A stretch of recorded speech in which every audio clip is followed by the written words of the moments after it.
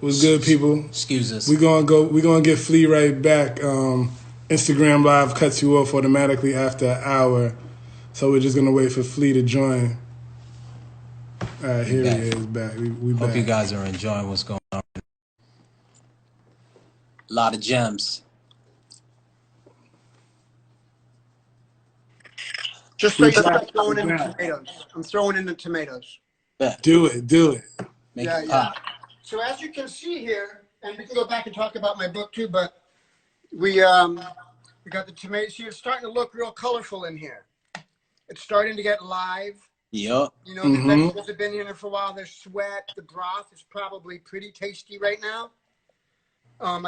Everything is just feeling good. There's the bay leaf doing its magic. Everything is releasing its properties into this broth, slowly simmering, the garlic, the flavor, the maple syrup, the salt, the pepper. Oh, I'm going to put in that pinch of cayenne real quick. Oh yeah. Let's get it. A lot of body to that sauce right now. It's coming together real nice. It looks good. Just a little cayenne because, as you know, a little goes a long way. And I have personally fucked up a pot of beans with too much cayenne before. Not for me because I like it spicy, but my daughter wasn't having it. Get the digestive system working. Keep the immune system up. Yeah, give it a little edge. Make you sweat. Yep. Yep. And that, that just that tang, man. That little bite. It's necessary. It's an adventurous spice, cayenne. It's adventurous. So anyways, so I wrote this book, and once I got going and I started writing, I decided to just make it about, like, originally I was just going to write about the Red Hot Chili Peppers. I thought that's what people care about. And, it's an interesting story and my relation to it, my personal relationship to the band and the career and my beloved friends that I'd made it with. It's good. I'm going to write about it. And then once I got going, I kind of started, I started writing about my childhood. And like your childhood, there's all these memories that you have. They're kind of vague, they're like the things that you remember from when you're 4 years old, but they're like these fleeting images, feelings. They're like sort of like in the distance, and they're murky. It's like a faded picture. Like a faded picture, exactly. Like something you can kind of. And I started like finding beauty in writing about something that I didn't even really remember, but just what I did remember, and just like a bit of a memory and a feeling and a color kind of, and like trying to like just be poetic about that.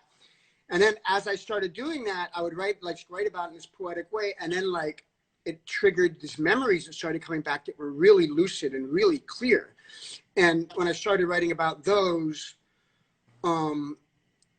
it became a real opening for me in learning about myself, because I started remembering things about my childhood I didn't remember and having feelings that I don't know that I'd ever acknowledged in my entire life. And I started learning about myself, and it became this like journey of discovery for me. And sharing myself, it became, I was sharing myself with myself, and in that process of learning was for me something really profound. Also realizing that the whole band was based on all those things you went through, right? Yeah, and so I end it where the band starts, and in that time, like going up to that period, like people often ask, okay, the rice is ready to go on simmer. Where's the top? The rice boiled, putting it on simmer, top on. That's going to take a half hour. This is simmering. We're going to go out to the yard and get the greens. Let's go see the garden. Okay, come on. Anyway, so people always ask, like, how is it, that you, like, how does the band do what the band does? Like, what's the deal? And the real truth of it is that, like, for me, there's a million things in a band, and longevity and craftsmanship and dedication, all that stuff that it takes to keep something going, like the basic, like rolling up your sleeves and getting to work all the time. But the core of it, the magic spark of it, was really born of a friendship of guys that met and ran around in the street all wild and didn't have much, and was born of this like relationship where we had nothing but each other, and we were each other's family. We all came from broken homes. None of us had much, you know, and we loved each other. And that's something that then we started this band, like just kind of as a lark, and what seemed, you know, was just like natural. It's all that childhood stuff. Like that's the magical core, what made it what it is. Like even when we don't get along, or you know, we're going through hard times or whatever, there's always this thing, you know, from like their childhood. It's powerful stuff. So for me, it's really was the magic ingredient of what gave the band its longevity and its power, as well as, you know, all the things that happened, a million things happened. You know, John Frusciante came, Hillel died, all this stuff happened. But yeah, that's what I got to say about that. I wrote a book. That's it. About my That's father. amazing. That's a beautiful story, man. It's how long did it take you from start to finish to complete the book? Well, it took me about hey Raj, there's Raj. It's Melody's brother. Yo, Shooting baskets. shooting some hoops. What's up? What's up? Shooting hoops, yeah. I don't play no ball, man. Yeah, that's one thing I've been doing during the quarantine lockdown, is working on my jump shot. Yo, hit a jumper for us when you come back, man. We want to see that splash. Yeah. Well, I completely reinvented my shot. I don't know if I'm ready. I'll do it. This is the pathway to success right now. They really, the people are loving the onesie too, man. We might lose them for a little bit because a lot of times it's service in the garden. Ooh. Got those good charred. There's this kale is really good. And he got a full situation. You got a farm. Kind of sweet. I'm gonna get some of this. Oh, I think it's cutting out a little. There's dinosaur kale here. Okay.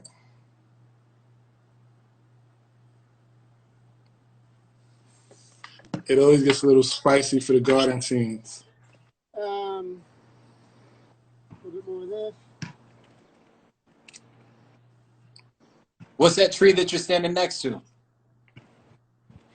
This one? This big thing? Yeah. I don't even know. Yeah. You know, my friend. It's a tomato. No, it's not tomato. It's not? It looks like it. Hey, JK. What's this big ass plant right here? What's this big tree plant? This? Oh, yeah. That's a sunflower? I got my friend. Looks like Jack and the Beanstalk.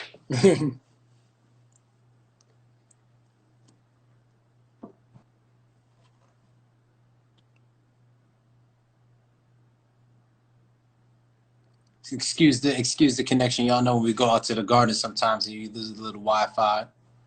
Shall see how Flea's getting it up. There's onions here, and these onions are about ready too. But I already, we used to store-bought onions. And some more of this Russian kale.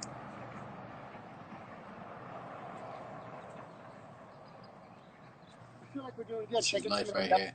Liddy. I think we're good. Huh? I think we're good. Are you pulling me out of the yard because it's not good for the show? No?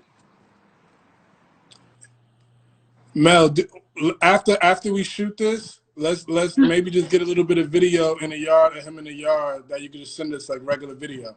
Okay.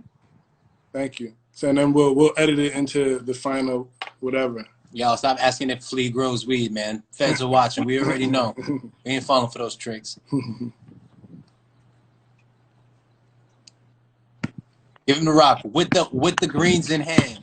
Lethal shooter. I know you in here watching. Okay, we're gonna do a one-handed green. One-handed bandit. You know, green for the money, gold for the honey, man. I heard you got both on the property. Let's see that splash. Going for I'd say this is a 23-foot one-handed shot from the baseline. It's so pixelated, but it's like Ah, shit. Never mind. It's all right. They should have a little strong, man. That's all right. We appreciate this the shot though. You got to shoot your shot. Yeah. Well, the thing is, like, all my life, I've had this weird. You can see on my Instagram I was shooting. Why are you always pushing me? Because you keep stopping. Go in. You know, Mel, CEO Mel, she's a really You talented gotta keep director. shit moving. You gotta keep it moving. You gotta keep it pushing. You gotta keep it pushing. She's ready to eat those beans. That's what it really is. Okay, so She's like, yo, shit, we hungry out here, man. I really wish I would make that shot.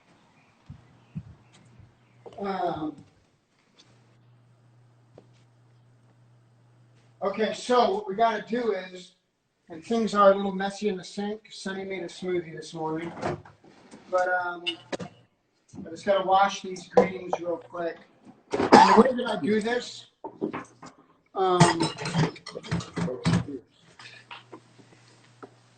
let me just wash my hands real quick because the ball. Well, I know Arash has got coronavirus and he had his hands on the ball, so I'm washing my hands real good. Got to keep it clean, stay sanitized out there. Do you guys? So you guys have a big? That's a pretty large garden you have outside. How do you guys consume all the goods all the produce that you grow? We eat it all. Y'all make it pop. There was a time, like right now, there's like a little guest house up there, and I have a couple of high school friends who live up there, and they, let me get it.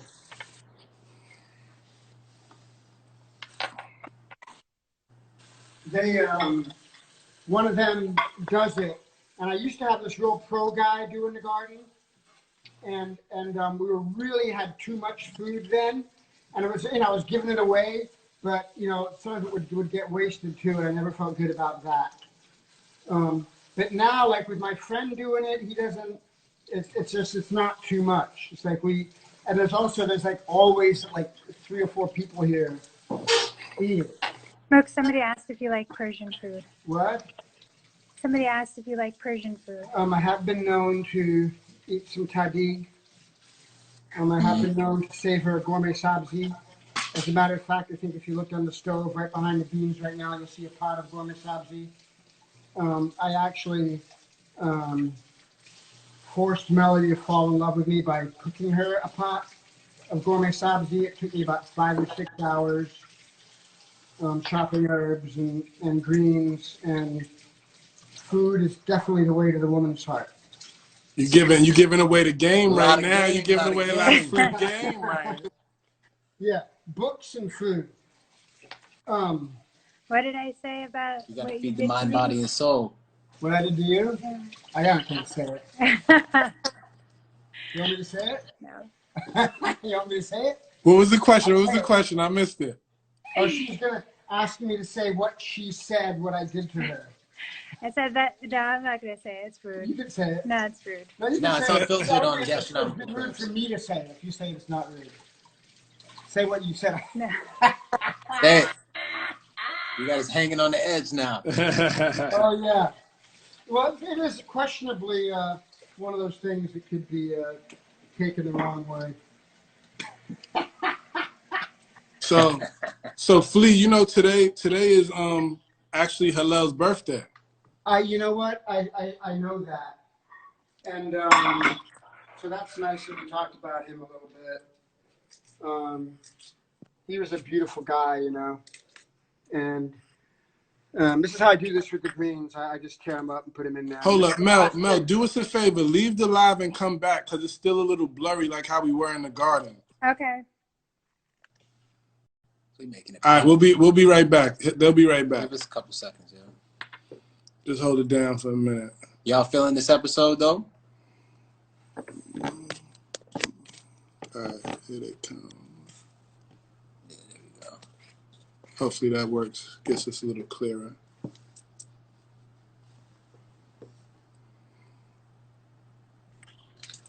Yo, Side, A-Side, what's up? All right, our only A-Side just tuned in. A-Side, if you got any crazy questions, send them because we know you the knowledge guy. All right, we back. We back, and we in high definition. Okay, so this is how I do it. I just kind of tear the greens up and put them in there.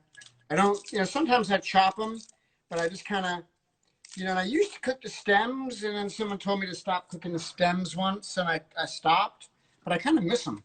Yeah, you could eat The the stems. The stems will give you that like nice crunch like that.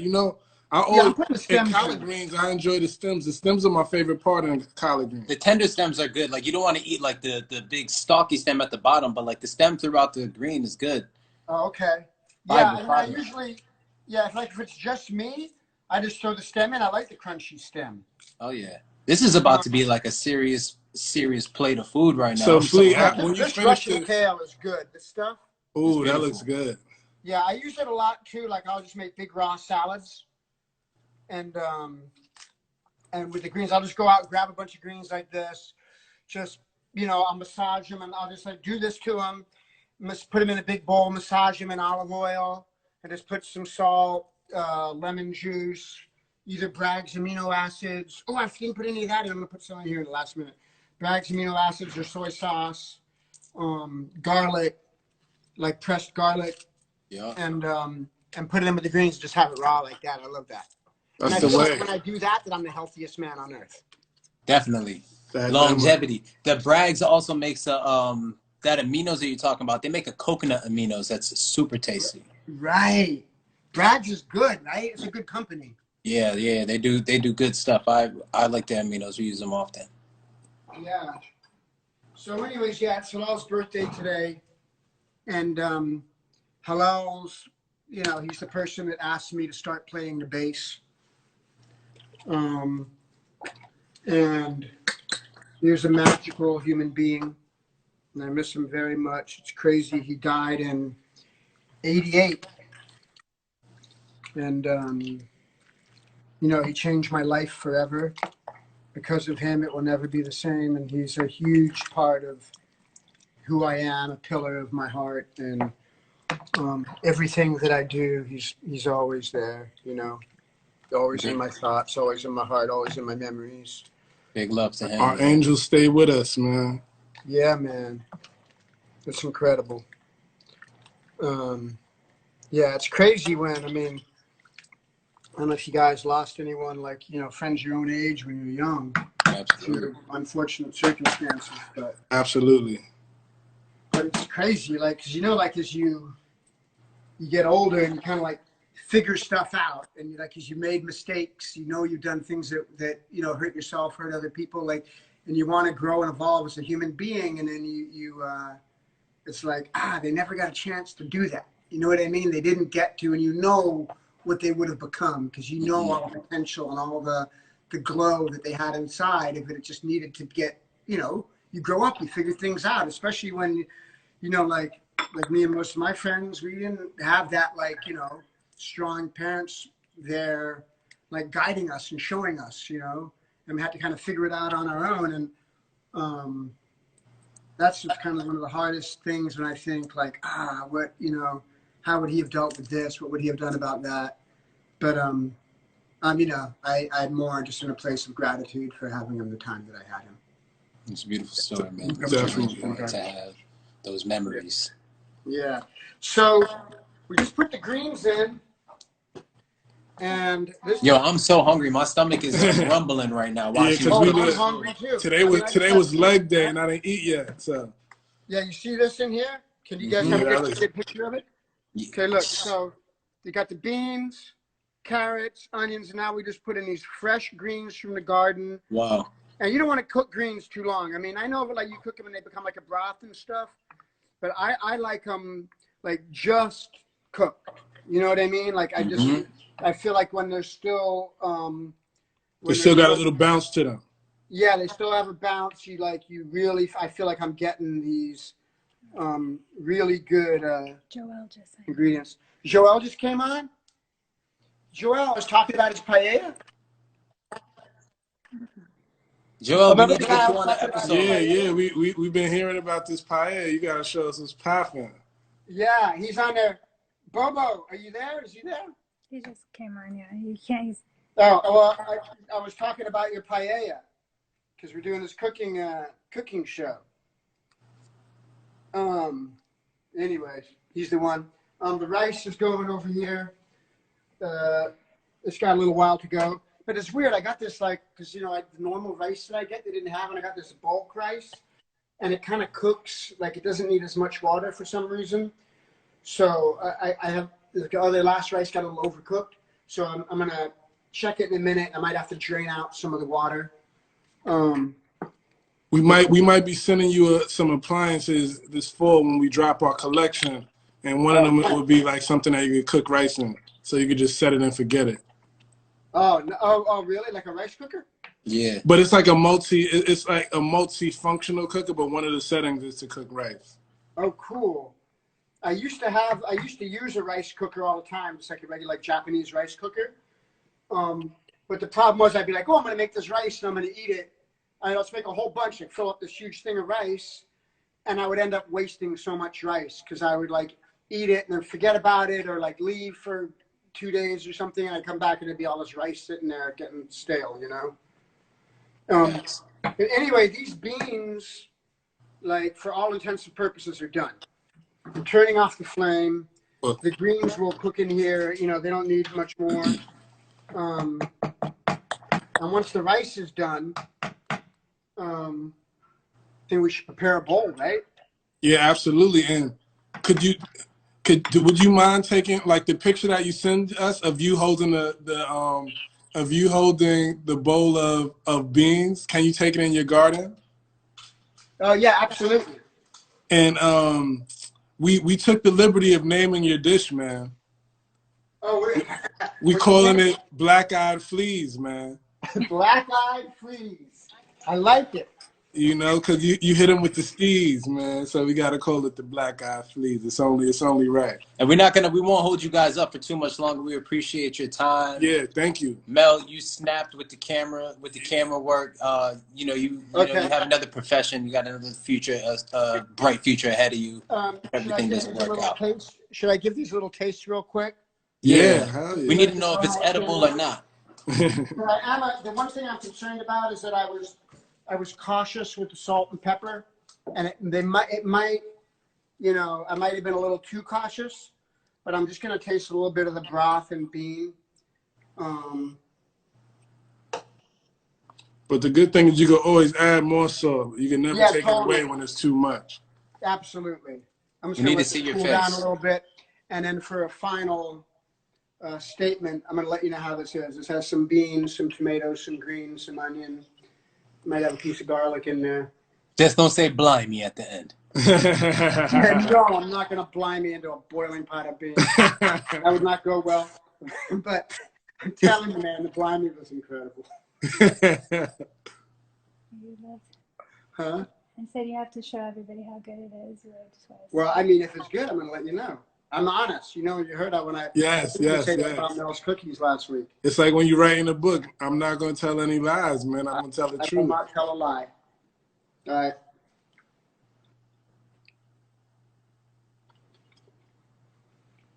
That's good. Incredible.